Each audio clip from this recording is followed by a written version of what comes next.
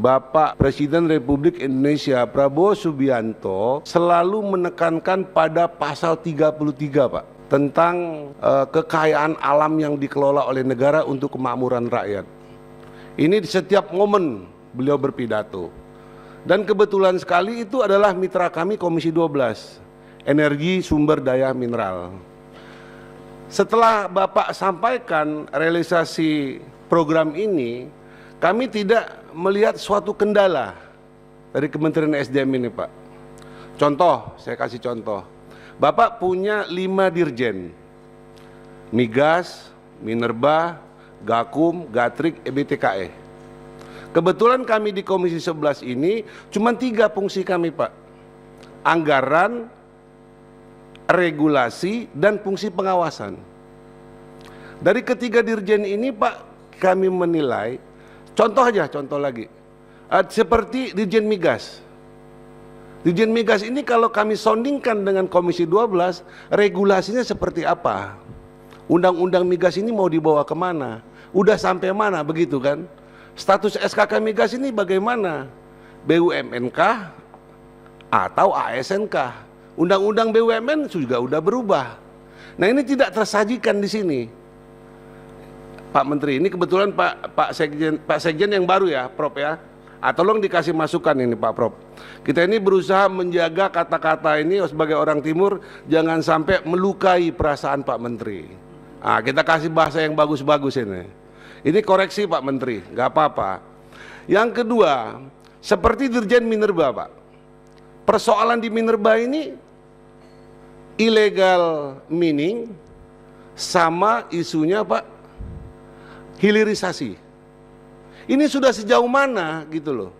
Apa langkah-langkah yang diambil oleh Kementerian SDM ini dalam mewujudkan pemberantasan illegal mining dan hilirisasi harus terpotret dalam laporan 1 tahun ini.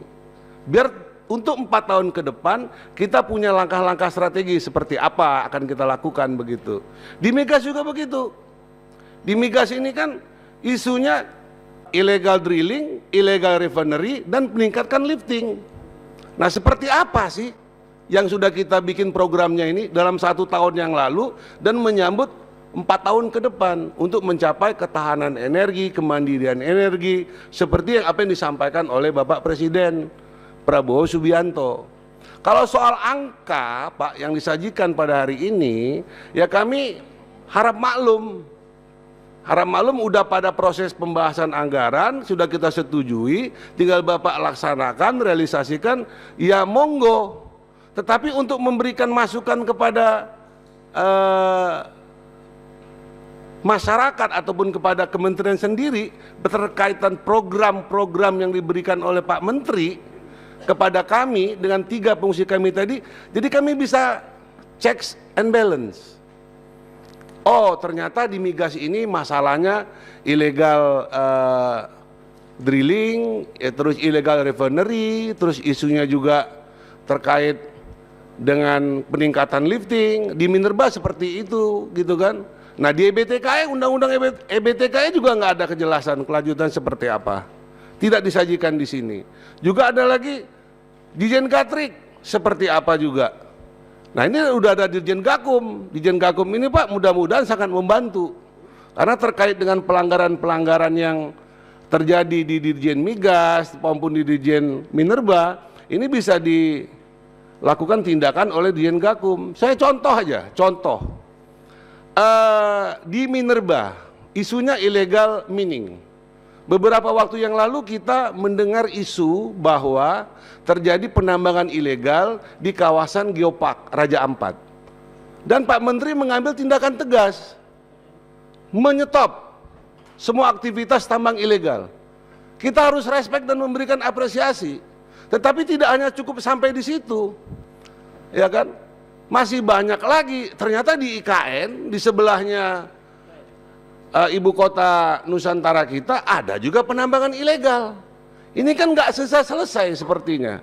Tetapi kalau regulasinya, Pak Menteri, kita bikin secara betul, kita bikin secara baik, ya mudah-mudahan ini menjadi landasan bagi kita dalam mengambil suatu keputusan ataupun kebijakan. Yang terakhir, Pak Menteri, isu-isu katakanlah yang beredar di masyarakat ya, yang saya anggap ini tidak ada irisannya dengan kebijakan Pak Menteri, ya nggak perlu juga ditanggapi. Biasa aja Pak, kalau memang pohonnya tinggi, anginnya kenceng, ya kan? Kalau ada buah, buahnya bisa jatuh Pak, kena angin kenceng. Tapi kalau kita udah jalan pada track yang betul, maksud saya regulasinya kuat, bener, udah jalan. Kita di DPR ini cuma 3 itu aja.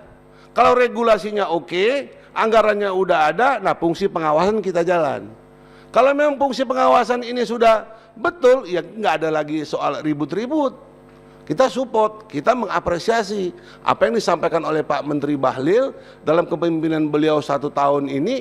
Wah, ini perlu kita dukung, kan seperti itu.